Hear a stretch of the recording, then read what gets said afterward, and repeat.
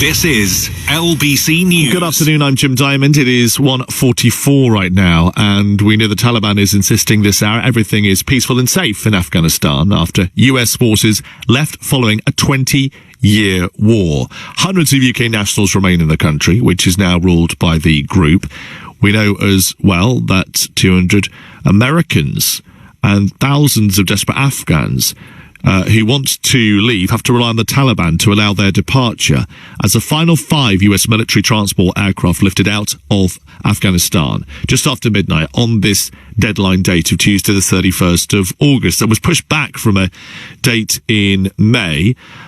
President Biden agreed the pushback to this date today, but it was former President Trump who, in fact, at the Doha Agreement in 2020, came up with this plan to have this exit strategy. So both himself and the current sitting president wanted to get out. Big questions though remain as to the timings of the preparations for that exit, the scenes that we've seen as well over the last couple of weeks. We've all become too familiar with. Let's get a view on this story. Joining me live now on LBC News is Trevor McCrisken, who's an expert in US foreign policy at the University of Warwick. Good afternoon to you. Afternoon, Jim. This 20-year war, I mean, 4 US presidents have overseen part of the military action itself. Who's going to come out best or worst in all of this, if there is anybody able to come out best in this situation? Well, I suppose after such a long war that has led to the original sort of reason for going in, obviously was to try and track down the perpetrators of September 11th, 2001 terrorist attacks, Al-Qaeda that were being trained by the Taliban in Afghanistan, and to overthrow the Taliban's rule. And of course, now the Taliban are back in place, it does raise the big question, was it really worth it? Has anything been achieved in that time? The argument to the fore is that, well, it prevented further major attacks on the United States or on other sort of allies of the United States. That would be the argument in favour of having had the war. But of course, the larger sort of nation building aspects of this, bringing greater stability and security to Afghanistan, seems to have failed completely. And in just a matter of days, as those forces from the West pulled out, obviously, as we all know, the Taliban have retaken power.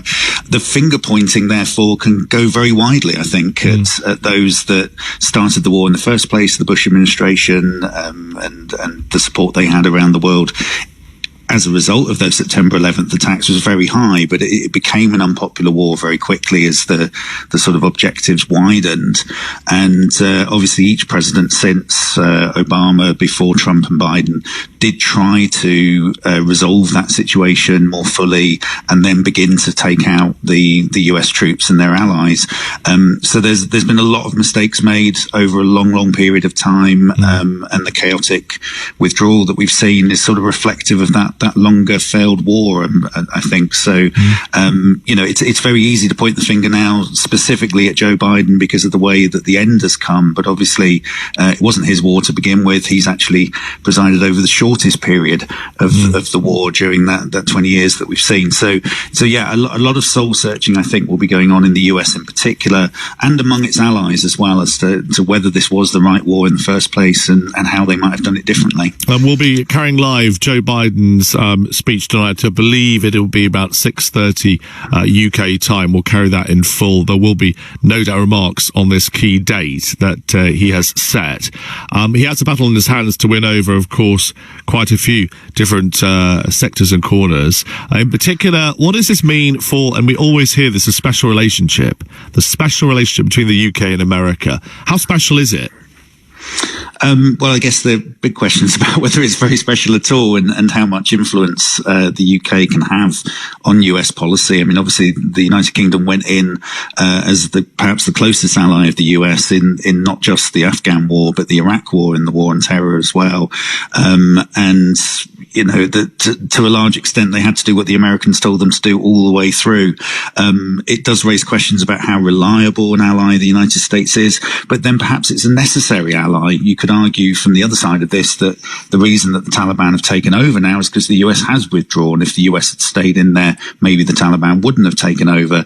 You know, the UK, in many of the different areas that we have as priorities, we do look to the United States as our major ally, and very often we need to have the US going side by side with us if we want to achieve the sorts of objectives that sort of Downing Street comes up with.